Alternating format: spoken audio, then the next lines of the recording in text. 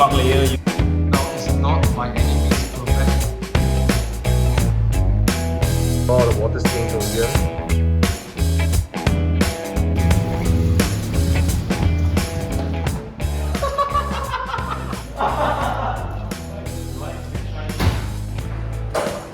Hi guys, welcome to a special day at Miyagi's, and today we have the Jaguar XJ9, which is interesting because the car would move when it wants to move. So right now it's in this awkward position, but we're going to start working on it. We have a lot of work to do in 2 days. Some major paint correction, and then we're going to put some ceramic coating on these guys. So tune in.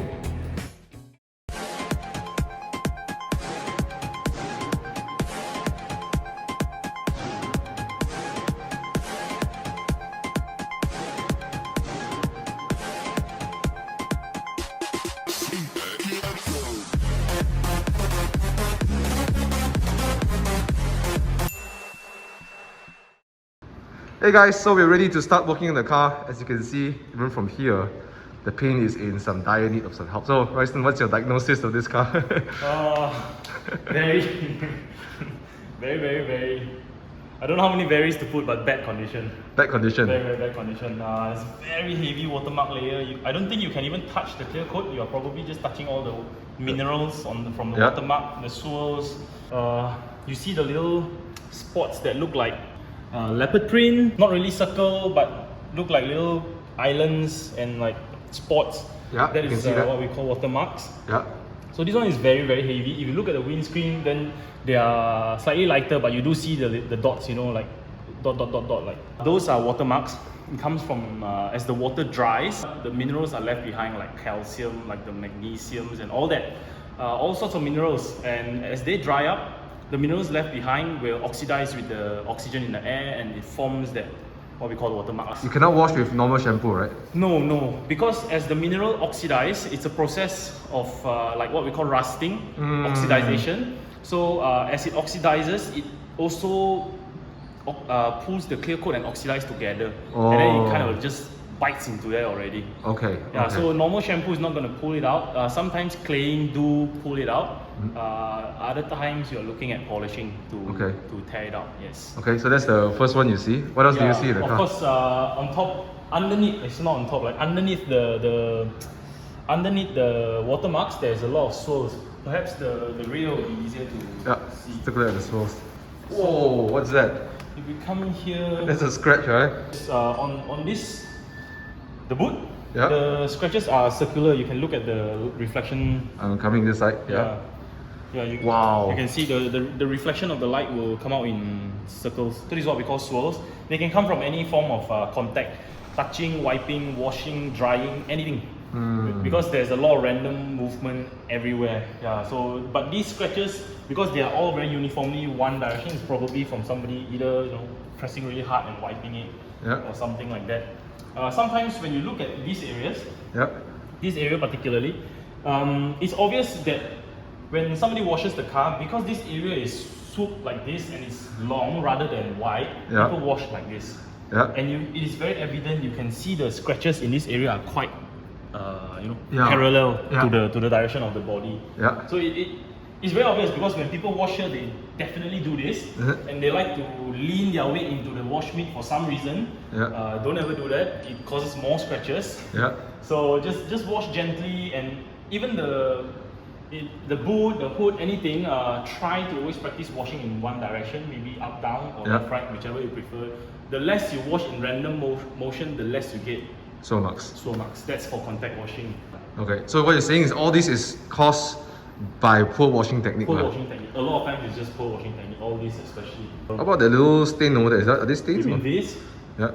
These are etchings, probably from some kind of chemical. It can be bird dropping, it can be tree sap, it can be poop, some kind of animal poop. Kind of poop. It's definitely droppings, because this is chemical etching here. There's quite. Other than that, you can see watermarks also on all the chrome and shiny bits here. So what's your approach on this car then? Because it's kind of old. We'll definitely go with the medium-ish kind of compound first. To start off, try a little section around here, see how it reacts. Probably the first step will be pulling out a lot of contaminants rather than doing paint correction. Then the second step, we'll do some correction and see how it reacts. If it needs a third step, then we'll do that as well. Okay, cool. Lot of work, yeah? Yeah, a lot of work. Yeah, but it's a lovely looking car, right? Yeah, actually, yes. When I parked it in yesterday, I already decided which is my favorite part of the car. I'll tell Oh, you okay, tell later. Alright, let's get into work. So after a quick test spot, Ryson devised a 3-step paint correction approach for this car. The first step is with a wool pad and medium cut compound to tear out all the contaminants. So that's the first step, which now leads to the second step. This is where we actually start working on the actual paint. For this, I use a yellow wool pad from Rupes and also a yellow polishing liquid. And after that, you can already see a huge difference. However, we needed a third step to remove a little bit more defects and give it a nicer finish. Hence, we soften the cut and abrasion by using a yellow foam pad. Okay guys, so we're done with the 3 steps on the other side. Again, unpolished, uncorrected paint. Right over here, you can see. Notice on the light. Wow, look at that. Big difference, yeah? Now, it's not by any means perfect.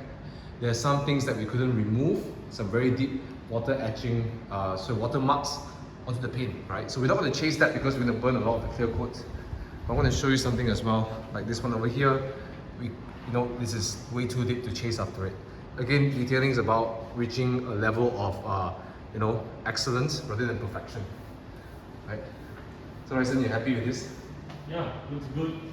I think at the end of the day, you're looking for the maximum improvement without running into too much risk. If you burn a hole in the paint, that's it, there's no paint, you have to respray. But this is as close to perfect as we can get it without risking too much. Yeah.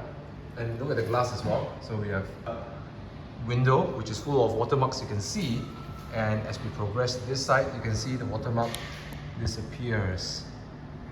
So we continued the same process for the rest of the car and hand polished all the chrome bits, which was a nightmare. And then we cleaned up the interior and installed Osram ceramic coating on the car's paint, and after that, the car looked completely transformed. I mean, it was unbelievable what we did in just 2 days.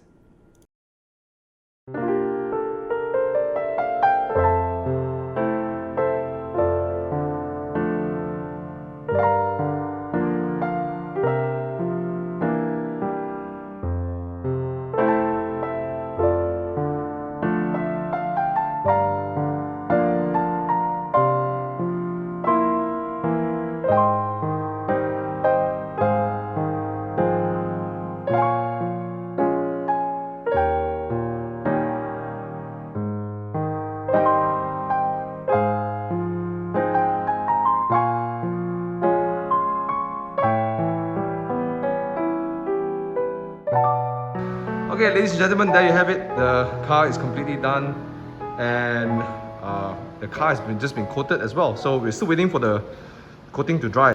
So a lot of things were done, but why don't we talk to Ryson? And Ryson, why don't you tell us how do you feel about this project? Very tiring. Very tiring. The paint required a lot of work. A lot of work. Just too neglected. Too much contaminants, layers upon layers. Too much watermarks. A lot of deep scratches. Just took a lot of hours to paint correct, even with the two of us. Yeah, that was a lot of work. The roof, I think the roof was quite challenging, wasn't it? Yeah, the roof was particularly challenging. I believe it's because the contaminants were just very thick. Yeah, I was polishing behind you. Every layer, it seems that it gets smaller, but then it just, my pad just keep picking up more and more things, even though it's the second or third time, yeah. Yeah, there's just a lot of contaminants, just, I guess, not even years, more like decades worth. Yeah, probably more than a decade worth of contaminants, yeah. So we got rid of majority of the watermarks, right? Yeah, actually. Some left, yeah. Some very light etching left, but like I said, it's not worth chasing all of them. Yeah. The risk is not worth it. So well, it's been fulfilling. I think I enjoyed it. Well, part of it I didn't enjoy, but I enjoyed the outcome. How do you like the outcome? Are you happy with it? Yeah, definitely happy with it. The color is amazing. If you look at it up close, it's very nice. The blue is actually a very nice blue. I would describe the blue to be something very gentle, It actually suits the car because the car is classy. It's a gentleman's car. Yeah, and the color is it's gentle. It's not shouty. It's not like really strong. It's like just very gentle. It suits the car. What was your most favorite part of your car? Oh yes, I already decided the favorite part long ago. It's here. Maybe we come this side to look nicer. So it's the rear end of the car. Yeah. My favorite part is the rear end of the car, but you have to look at it from here. This angle. Yeah, then you see the way the roof ends where the wheel is, Yep. and the rest of it overhangs. And with the double fuel tank and double fuel filler cap, and the way it slopes, yeah, this is my favorite part. Just basically this rear end. Oh yeah, how the shoulder pops up there. Yeah. Yeah. The way it slopes down, yeah. Very nice. It hangs. That's nice. It has that very classic body style. Right? Modern cars don't have this anymore. The boots are all very short. This is like old coach work. Yeah. Yes, this is the old school one, and this is just cool. The fuel cap. Yeah, and there's two of it. Yeah. And I learned recently that they go to separate tanks. They're not even going to the same single fuel tank. There are two fuel tanks. So you have to balance your fuel every time you pump petrol. Yes. Interesting. Well, as you can see, guys, the paint looks amazing. Thanks, Ryson, for walking us around. You know where to find him. He's Miyagi's Instagram. If you want to get your car paint corrected by Miyagi's, just drop them a message. Come here for an inspection, get a quote. Just so you know, please book early. As you can see, a lot of demand now. So make sure you book before you get in. And yeah, all right. So, Ryson, any message for audience? Just take care of the cars. All right, man. Just don't wait until it's too late. Too late, huh? Yeah. Well, I'm really satisfied with this, and of course, like anytime, drop by Miyagi's, and sometimes you might find me, you'll see Ryson, but get a quote, and look at this, man. Look at how awesome this car is. Yeah. Alright, we're signing off right now. Thanks for watching. If you enjoyed it, please hit the like button, subscribe to the channel. And again, if you have any comments about this car, what do you think about this car? Do you love it? Would you drive it? Would you daily this car? Let me know in the comments below. Alright, with that, we're signing off now. Thanks for watching and see ya.